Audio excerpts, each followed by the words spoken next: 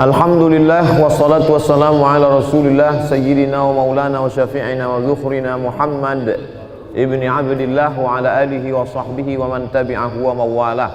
Man ahabba yubsata lahu fi rizqihi, siapa yang mau dilapangkan rezekinya, wa yunsa'alahu fi atharihi, mau dipanjangkan umurnya, falyasil rahimahu, hendaklah dia menyambung tali silaturahim.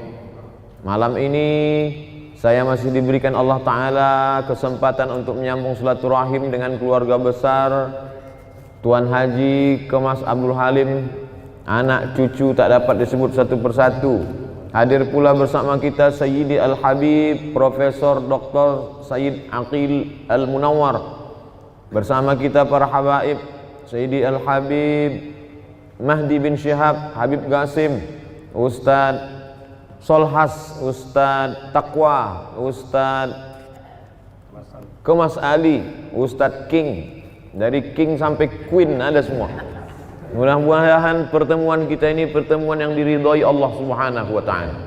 A'udzubillahi minasyaitonir rajim. Ya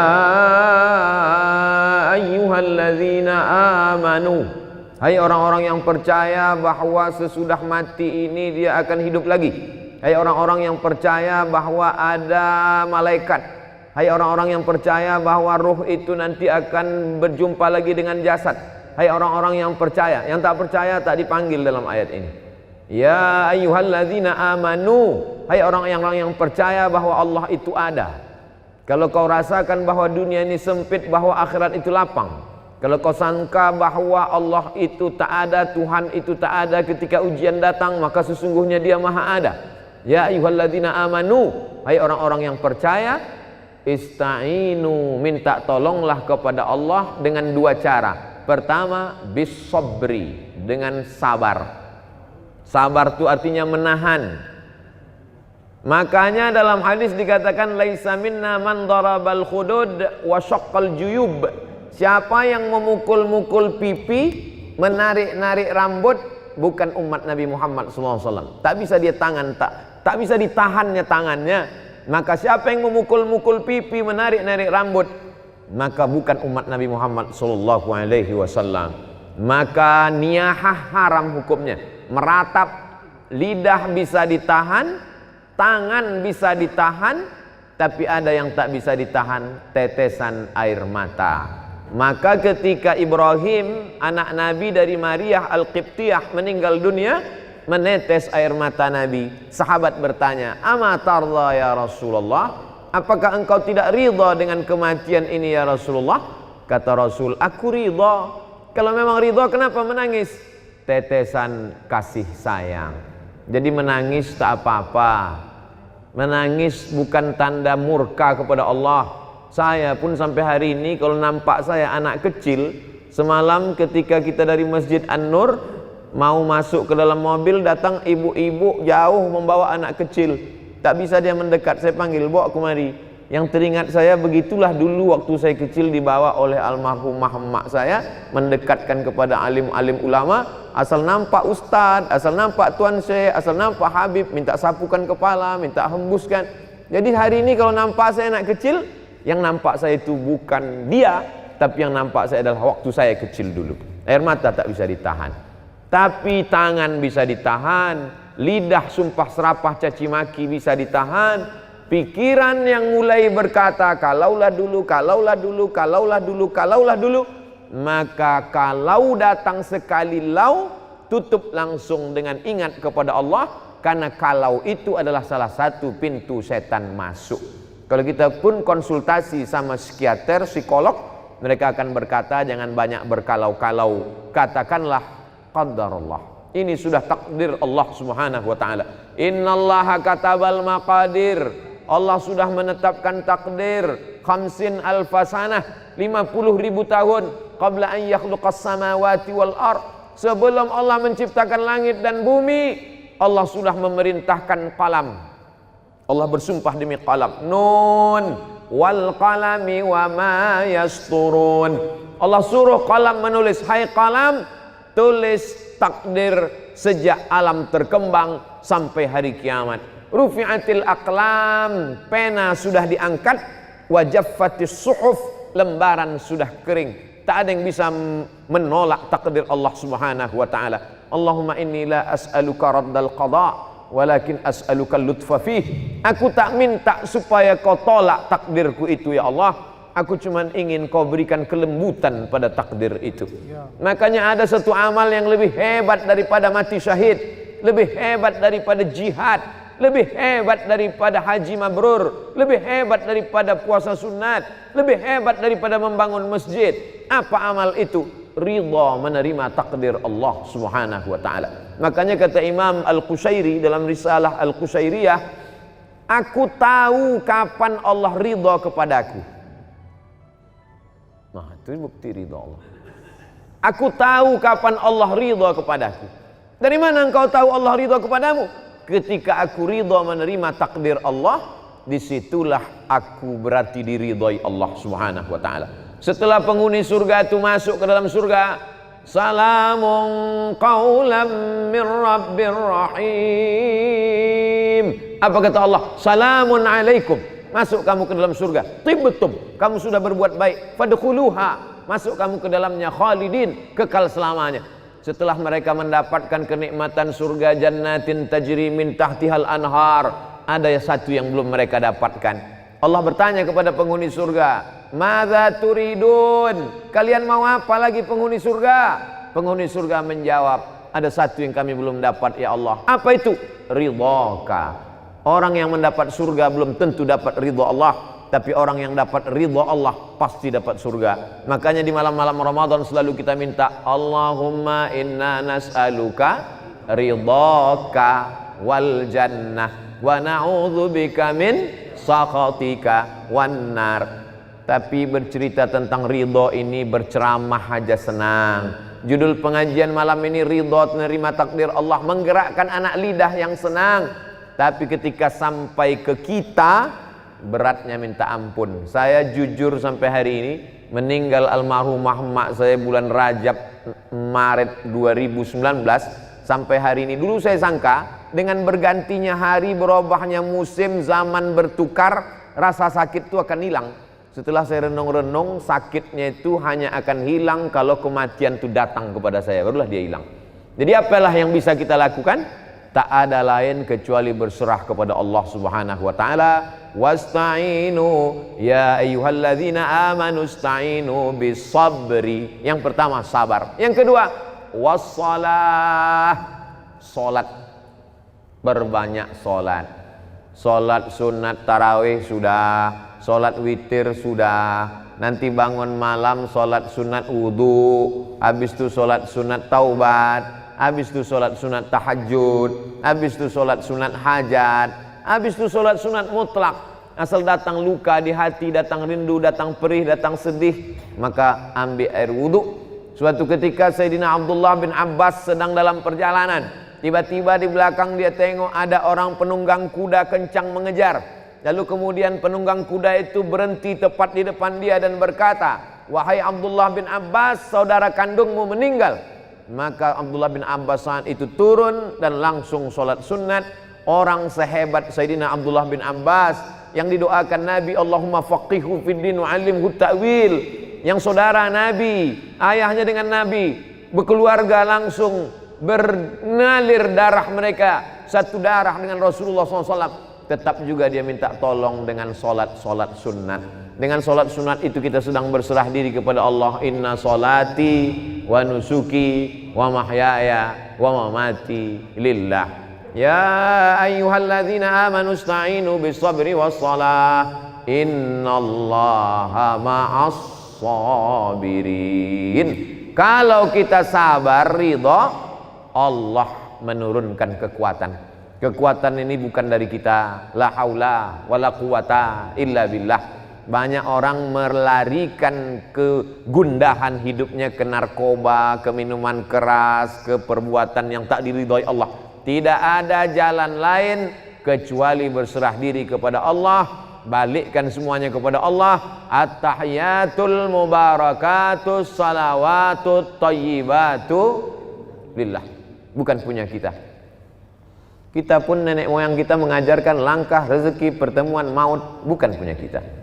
Macam mana saya bisa bertemu dengan Habib Profesor Dr. Sayyid Aqil Al-Munawwar? Bagaimana saya bisa bertemu dengan keluarga besar Kemas Haji Halim beserta keluarga? Allah mempertemukan.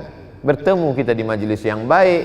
2 tahun yang lalu berjumpa, tahun yang lalu karena satu dan hal tak berjumpa, tahun ini diperjumpakan Allah dalam majelis karena Covid, tahun depan kita tak tahu entah apa yang akan terjadi. Maka kita semua sebetulnya dalam kudrat dan iradat Allah Subhanahu wa ta'ala. Kalau kita besarkan Allah dalam hati kita, maka terasa kecil dan hampa dunia ini. Tapi kalau kita besarkan dunia ini, maka kalau dia sudah menguasai hati kita, ketika dia hilang, maka hilanglah kita. Maka Allah Subhanahu wa ta'ala selalu mengajarkan kita, walitukabbirullah, besarkan Allah Subhanahu wa ta'ala. Kalau kau besarkan Allah, maka kecil makhluk ini di matamu. Kalau kau besarkan Allah, tapi kan mengomongnya aja yang enak tuh Pak Ustadz. Makanya kita disuruh mengucapkan afdalu dzikri fa'lam annahu la ilaha illallah. Terbanyak kita sudah dibimbing oleh Habib Mahdi, la ilaha illallah, la ilaha illallah. Apa makna la ilaha? La mahbuba bihaqqin illallah. Tidak ada yang sebenar-benar dicinta kecuali Allah Subhanahu wa taala. Makanya Nabi Muhammad sallallahu alaihi wasallam itu dilepas Allah semua yang dia sayangi itu dari dalam hatinya. Yang disayangi ayah, meninggal ayahnya 2 bulan dalam kandungan. Walamma tamma min hamlihi syahrani ala ashhuril aqwalil marwiyah tufiya bil madinatil munawwarati abuhu Abdullah.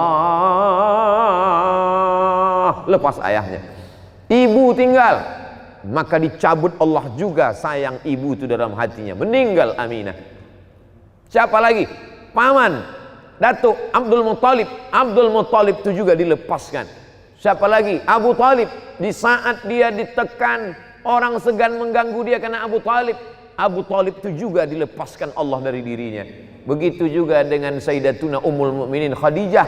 Khadijah pun lepas juga. Anak perempuan Zainab, Ummu Kulsum, Ruqayyah, Fatimah, 3 anaknya itu juga ditarik Allah Subhanahu wa taala. Anak laki-lakinya Al-Qasim, Abdullah, Ibrahim juga, sampai akhirnya tak ada tempat dia bergantung kecuali hanya Allah Subhanahu wa taala. Maka idza dhaqat 'alaika dunya, kalau sempit terasa dunia, satu-satunya yang bisa kita hembuskan napas panjang, tarik napas panjang dan katakan Allah. Tak ada lain daripada itu. Idza dhaqat 'alaika dunya, kalau terasa sempit dunia ini, tak ada yang bisa melapangkannya kecuali Allah, dengan cara mendekatkan diri kepada Allah Subhanahu wa taala. Orang selevel Umar bin Khattab pun begitu dapat berita bahwa Nabi meninggal, apa yang dia lakukan? Dia cabut pedangnya. Siapa yang mengatakan Muhammad meninggal, ku pancung kepalanya, kata Umar bin Khattab. Lalu kemudian datang Sayyidina Abu Bakar Siddiq. Wa ma Muhammadun illa rasul. Muhammad SAW bukan Tuhan, dia hanya seorang Rasul. Qad khalat min qablihi rusul. Rasul-rasul sebelum dia meninggal, Ibrahim meninggal, Musa meninggal. Afa immata, kalau dia meninggal, au qutila, atau dia dibunuh orang, inqalabtum ala aqabikum, apakah kau akan kembali kepada keyakinanmu yang lama? Mendengar ayat itu dibacakan, jatuh pedang dari tangan Sayyidina Umar ibnul Khattab. Orang yang imannya selevel Umar, yang tak berani digoda setan, tak berani menggodanya pun hilang ayat itu ketika orang terkasih tercinta itu datang. Dicabut Allah Subhanahu wa taala. Saya pun mampu menyampaikan ini. Ustadz enak aja ceramah, kan bukan Ustadz yang mengalami. Betul, karena bukan saya mengalami, inilah maka saya bisa tausiah. Waktu mak saya meninggal, terdiam saya, hilang semua ayat-ayat itu, hilang semua hadis-hadis itu. Datanglah sahabat-sahabat menasihati, sabar ya, ditepuk mereka bahu saya, sabar. Ternyata perlahan-lahan macam kopi yang diaduk, lama-lama dia bertenang, tapi namun hilang tetap tidak. Satu-satunya keyakinan saya bahwa sakitnya kehilangan orang tersayang itu hanya akan hilang dengan kita mati. Mati kita, barulah dia akan hilang. Namun dia hilang tidak. Lalu bagaimana cara Ustadz mengatasinya? Maka bisa kita lakukan dengan memperbanyak dekatkan diri kepada Allah. Allah berjanji, "Falyabudu rabb hadzal bait Kalau kau banyak-banyak beribadah, 2 janji Allah. At'amahum min ju', kalau kau lapar dikenyangkan Allah. Masalah lapar kita udah selesai udah. Yang kedua, wa amanahum min khauf. Kalau kau takut, kalau kau cemas, kalau kau galau, maka insya Allah dihilangkannya ketakutanmu. Allah minta 1, dikasihnya 2. Allah memang selalu begitu. Allah cuma minta 1 saja. Falyabudu rabb hadzal bait. Kau hambakan dirimu hanya kepada Allah, kau beribadah hanya kepada Allah, maka kalau kau lakukan itu dikasih Allah 2. Zahir, batin. Apa zahirnya? At'amahum min ju'. Apa batinnya? Wa amanahum min khauf.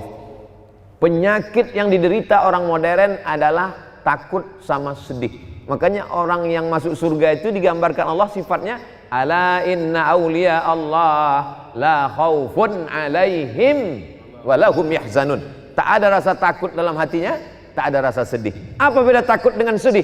Takut menghadapi masa depan. Apa beda takut dengan sedih?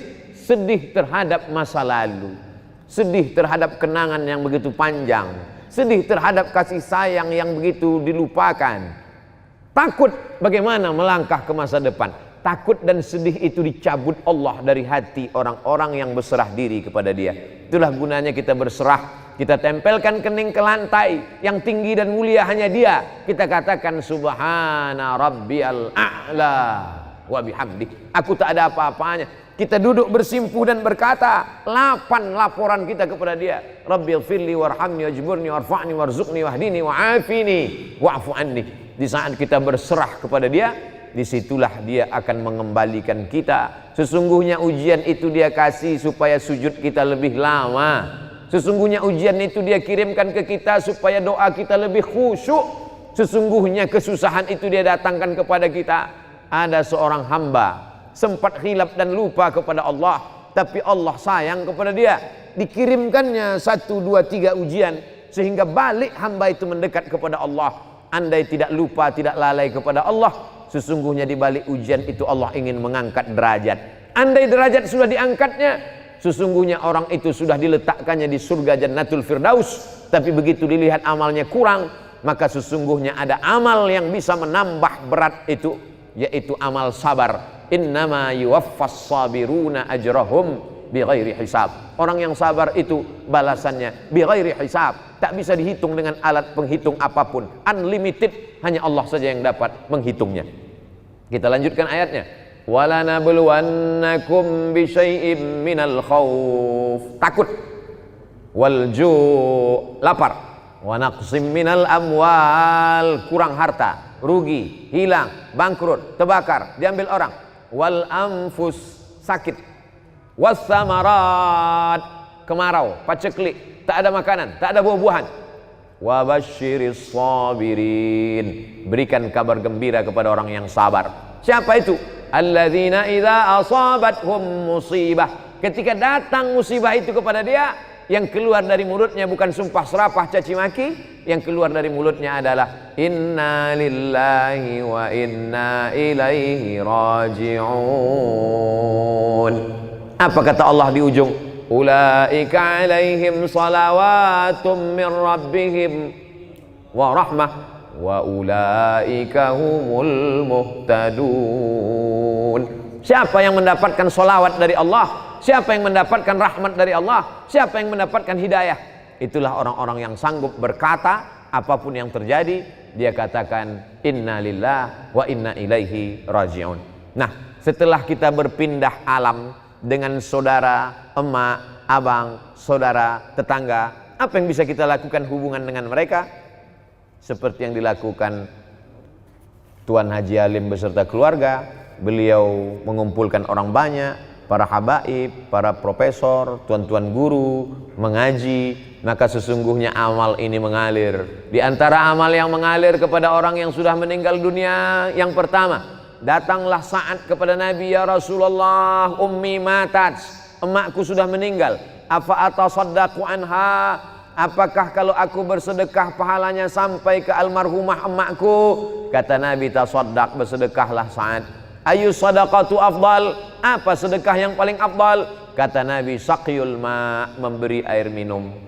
Carilah pondok pesantren yang kurang sumur bor, cari pondok pesantren yang kurang WC, toilet, kamar mandi. Mengalirlah pahalanya kepada almarhum almarhumah.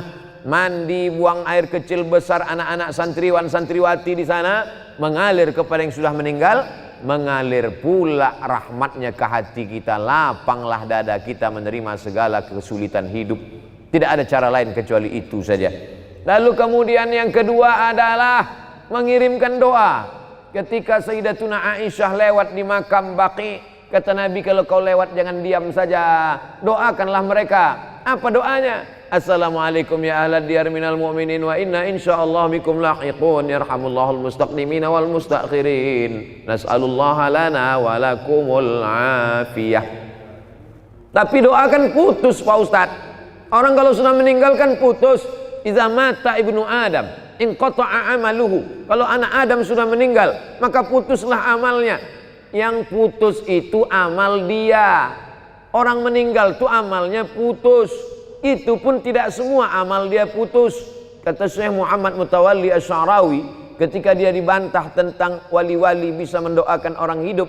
Kata Syekh Muhammad Mutawalli Asy'arawi, waktu Nabi Muhammad Isra Mi'raj, dia berjumpa dengan Nabi Musa. Nabi Musa sholat di kuburnya. Nabi Ibrahim jadi makmum mereka sholat di Masjidil Aqsa. Kalau begitu orang meninggal itu pun tetap sholat, dan sholat itu doa. Lalu apa makna hadis inqata'a amaluhu? Yang maksud putus di situ adalah amal taklifi, amal beban wajib.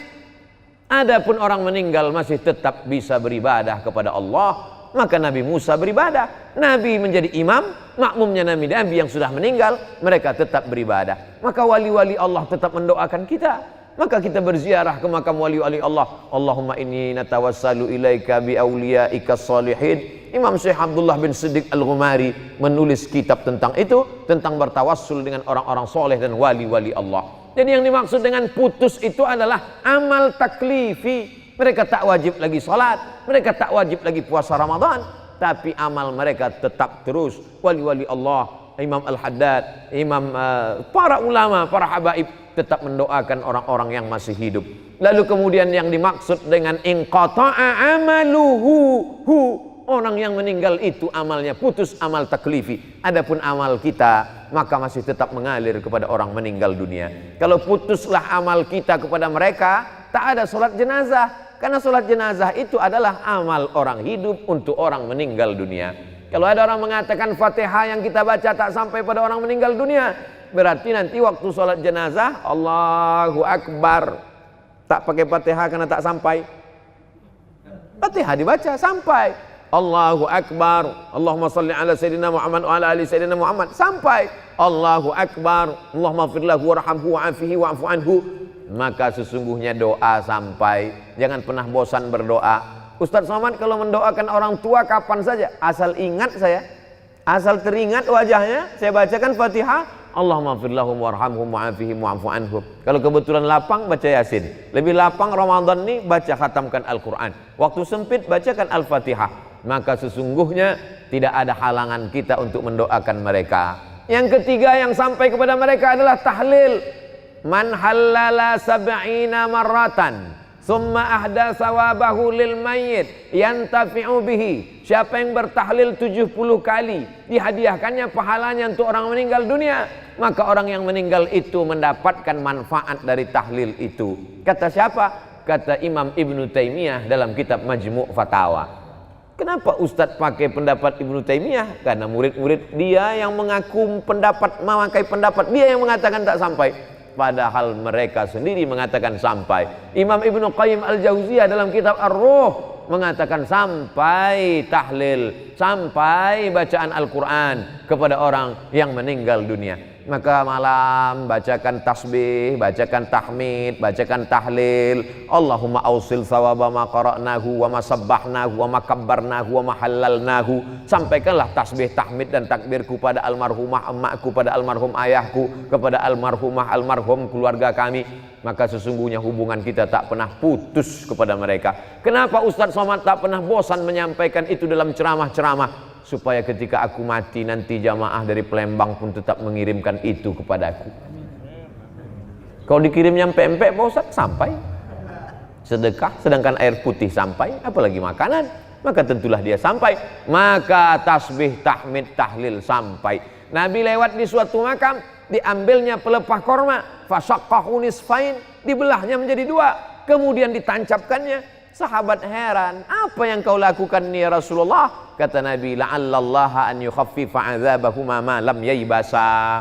Semoga selama pelepah korma ini basah, maka bermanfaatlah sampai ke bawah. Apa kata Imam Nawawi dalam kitab Al-Majmu'? Apa ada Imam Nawawi dalam kitab Al-Minhaj Syarah Sahih Muslim Ibn Al-Hajjaj? Kalau tasbih pelepah korma saja sampai, apalagi bacaan Quran orang beriman. Jadi kalau ada orang mengatakan itu doa Abdul Somad dengan bacaan Fatihah dia itu tak sampai, berarti dia seolah-olah sama dengan mengatakan saya ini lebih buruk daripada pelepah korma lagi. Tak sampai pula bacaan kita. Maka ini semuanya dalil-dalil. Sudah kita sebutkan ayatnya, dalilnya, ungkapan ulama, tak juga dia percaya.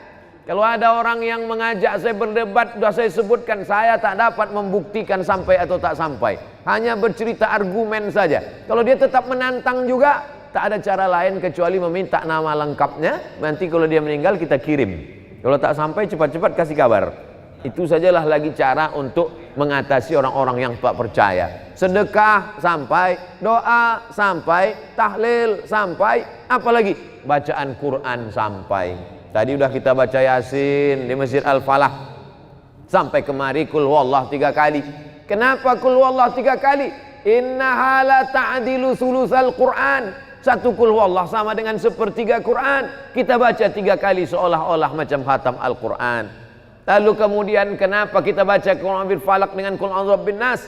Kata Nabi sallallahu alaihi wasallam, kalau dibaca pangkal Al-Baqarah, ujung Al-Baqarah, Al-Mu'awwidhataini, maka cukuplah itu sebagai sebuah amalan. Tapi yang paling afdalnya adalah wa in khatimul Qur'ana fahuwa hasanun, kata Imam An-Nawawi dalam kitab Al-Azkar. Seelok-elok, sebagus-bagusnya dikhatamkan Al-Quran. Habis sholat subuh 2 lembar, habis zuhur 2 lembar, habis maghrib 2 lembar, habis isya 2 lembar, habis tahajud malam 2 lembar, 1 hari 10 lembar, 1 juz 30 malam, maka dapatlah kita menghadiahkan pahala-pahala bacaan Al-Quran. Sedekah sampai, doa sampai, tahlil sampai, bacaan Quran sampai, apalagi yang sampai kepada mereka? Ibadah kurban, Nabi memotong kurban, Allahumma hadza an Muhammad wa ali Muhammad sallallahu alaihi wasallam. Padahal waktu itu Khadijah sudah meninggal. Itu membuktikan bahwa pahala kurban pun sampai. Ini tak lama lagi nanti Zulqa'dah, sesudah itu Zulhijjah, maka berkurban untuk almarhumah, untuk mengobati hati sampai. Yang ketujuh, apalagi yang sampai kepada mereka? Labbaik Allahumma syubrumah. Kata Nabi, kau menghajikan siapa? Subrumah. Subrumah itu siapa? Akhi, saudaraku. Kau sudah haji apa belum? Belum. Hajikan dulu dirimu, kata Nabi. Itu membuktikan bahwa haji pun sampai. Kalau dia sudah haji, boleh haji sunat. Kalau dia umrah, maka dilaksanakan. Ini semua adalah amalan-amalan baik. Maka banyak orang tak Islam itu takut masuk Islam. Kata dia, orang Islam, kamu kenapa tak mau masuk Islam? Orang Islam tak sayang pada leluhur. Begitu meninggal langsung dikubur. Dia mau seminggu dulu main gaplek baru dikubur. Padahal orang Islam amat sangat sayang pada leluhur, karena kita tetap mendoakan mereka bertahun-tahun. Bahkan yang sampai itu lebih banyak lagi. Lebih banyak lagi. Segala amal baik yang kita lakukan itu sampai kepada almarhum ayah, almarhumah emak. Man dalla ala khairin falahu mithlu ajri fa'ilihi. Siapa yang menunjukkan perbuatan baik, maka dia dapat pahala seperti orang yang melakukannya. Bedanya kalau anak kandung dengan orang lain. Anak kandung melakukan baca Quran, otomatis sampai. Anak kandung berkurban, otomatis sampai. Tapi kalau orang lain macam kami yang tak ada hubungan nasab, hubungan darah, maka tadi dibimbing, Allahumma awsil sawaba ma qara'nahu wa ma sabbahnahu wa ma kabbarnahu wa ma halalnahu wa ma qara'nahu min ba'di suratil Baqarah wa surati Yasin wa suratil Ikhlas wal Fatihah wal Mu'awwidhataini, dibacakan oleh para habaib kita. Maka sampaikanlah kepada almarhum almarhumah, begitulah hubungan kita tak pernah putus, karena sesungguhnya kita tak pernah mati. Berawal kita dari alam ruh, hidup. Pindah ke alam rahim, hidup. Masuk ke alam dunia, hidup. Pindah ke alam kubur, alam barzah, hidup. Bangkit nanti di alam akhirat, hidup. Kita tak pernah mati. Orang yang mengatakan mati. Wala taqulu liman yuqtalu fi sabilillahi amwat. Jangan kau katakan mereka mati, bal ahya, mereka hidup. Walakin la tash'urun. Kamu yang tak bisa merasakan kehidupan mereka. Makanya para habaib, para wali Allah, bisa mereka dengan koneksi yang sama, dengan level yang sama, bisa mereka melihat itu. Orang-orang yang mati bisa berhubungan dengan mereka. Kenapa? Karena sesungguhnya kita hanya berbeda alam saja, tapi Allah Subhanahu wa ta'ala menutupkan dengan hijab dosa-dosa kita. Walaupun demikian kita tetap berkirim bacaan Quran, pahala, jangan pernah lupa. Seperti sebetulnya Ustadz Somad mengingatkan lewat ceramah, lewat tausiah. Beda dengan Tuan Haji Kemas Abdul Halim, beliau menyampaikannya lewat action, lewat perbuatan. Tiap tahun beliau adakan haul, beliau sedang mengajarkan kepada masyarakat Palembang, Sumatera Selatan, Indonesia, karena video ini ditonton di mana orang berada. Tausiah saya 2 tahun yang lalu masih ada di YouTube, bahwa beginilah cara berbakti kepada orang tua yang sudah meninggal dunia. Hari ini banyak kita melihat orang menyepelekan, masih hidup pun orang tuanya diletakkannya di panti jompo. Begitu juga dengan anak yang tak berbakti kepada orang tua, melakukan perbuatan yang dilakukannya itu adalah akan menjadikan hidupnya bergelimang air mata, tak pernah menempuh kebahagiaan. Ada satu dosa yang dibalas Allah di dunia dan di akhirat tetap dapat. Jangan heran kita kalau ada orang pecandu narkoba di dunia hidupnya tenang. Jangan heran kita kalau lihat ada orang pemabuk pezina di hidupnya di dunia tenang. Tapi ada satu dosa di dunia dapat, di akhirat dapat. Apa itu? Durhaka kepada orang tua. Maka orang yang melawan orang tua di dunia dia tak akan pernah mencium kebahagiaan. Di akhirat nanti. Jadi kalau ada orang durhaka di dunia susah Pak Ustadz, ya. Di akhirat nanti dapat lagi. Betul. Kenapa sudah di dunia dapat, di akhirat dapat lagi? Di dunia itu baru DP-nya aja. Nanti di akhirat barulah dia dapat lengkap fullnya. Maka kalau mau hidup bahagia, berbaktilah kepada orang tua. Haji Alim sudah menunjukkan itu kepada kita. Bertahun-tahun sudah meninggal almarhum. Dan cerita tentang beliau selalu saya bawa kemanapun menasihati anak-anak di sekolah. Saya pernah ceramah kepada orang di Palembang. Diberikan Allah kenikmatan hidup dunia, diberikan umur panjang. Kenapa? Karena bakti kepada seorang ibu. Dan pulang 2 tahun yang lalu, itu pula memotivasi saya. Saya buatkan yayasan almarhumah, saya bagi paket sembako setiap bulan, bahkan duit hasil dari ceramah YouTube itu pun saya bagikan. Untuk apa? Untuk mengajak jamaah supaya kita jangan sampai menjadi orang yang melakukan ala adullukum ala akbaril kabair. Maukah kamu kutunjukkan dosa terbesar di antara yang besar? Apa itu ya Rasulullah? Al-isyraku billah, syirik. Insya Allah kita tak syirik lagi. Yang kita khawatir yang kedua ini, uququl walidain, durhaka kepada orang tua. Orang yang banyak ibadahnya, banyak solatnya, banyak zikirnya, maka na'udzubillah la yadkhulul jannah, tak masuk surga. Qati'ur rahim, orang yang memutus tali silaturahim. Hidup ini singkat. Macam berjalan panjang, karena panas terik benaung di bawah kayu yang rindang, sementara matahari redup teduh. Setelah teduh perjalanan pun dilanjutkan. Perjalanan ini panjang. Waktu lelah, letih, panas, berhenti sejenak di bawah pohon yang rindang. Waktu berhenti di bawah pohon rindang itu jumpa dengan Habib Mahdi, jumpa dengan Ustadz Taqwa, jumpa dengan Sayyidi Profesor Dr. Sayyid Aqil Al-Munawwar, jumpa dengan Haji Alim. Ini sedang di bawah pohon rindang sejenak, sementara matahari redup. Nanti matahari redup, perjalanan pun akan berlanjut. Tak siapa yang lebih dulu di antara kita, tapi andai kematian itu lebih dulu ke saya, maka saya tak pernah bersedih. Kenapa? Karena semua orang Palembang pasti akan mengirimkan Fatihah, tahlil dan doa untuk saya. Saya yakin itu. Saya WA dengan Ustadz Taqwa, saya bilang kalau saya meninggal di Pekanbaru, antum jangan datang, saya bilang. Dia tanya, kenapa? Karena tanganku tak bisa menghapus air matamu. Kita ini tidak tahu. Kalaulah kematian itu datangnya setelah sakit, betapa banyak orang sehat mati mendadak. Lalu yang paling baik itu apa? Bersiap-siap. Saya kalau tidur malam, saat mengatakan Bismika Allahumma ahya wa amut, saya sudah siap bahwa nanti kalau buka mata, pertanyaannya marrab buka. Tiba-tiba saya buka besok, Oh, belum lagi, masih ada jadwal ceramah. Sehingga kalau kita tarawih malam ini seolah-olah ini tarawih terakhir. Sehingga seolah-olah kalau kita berjumpa kita akan tetap semangat. Kenapa? Karena ini pertemuan terakhir. Sehingga kalau kita bersilaturahim dengan kawan-kawan kita akan semangat. Kenapa? Kita anggap itu pertemuan terakhir. Bahwa besok pagi masih hidup berarti bonus. Begitulah setiap hari. Itu akan membangkitkan semangat kita untuk tetap beramal. Sallu salatal muwaddi'. Salatlah engkau seakan-akan salat terakhir, puasalah seakan-akan puasa terakhir, bersilaturahimlah seakan-akan silaturahim terakhir. Itu membangkitkan kita terus bersemangat. Mengingat mati bukan kita kehilangan etos kerja. Mengingat mati bukan berarti berputus asa. Dengan mengingat mati justru kita makin semangat untuk beramal soleh. Itulah yang dapat saya sampaikan pada kesempatan yang baik dan mulia ini. Lebih kurang 40 menit kebersamaan kita bernilai amal soleh. Aqulu qawli hadza astaghfirullah li wa lakum. A'tadir ala kulli taqsir. Tak layak saya bicara di depan guru-guru kita, habaib kita semua. Allah memaafkan silap salah saya. Wassalamualaikum warahmatullahi wabarakatuh.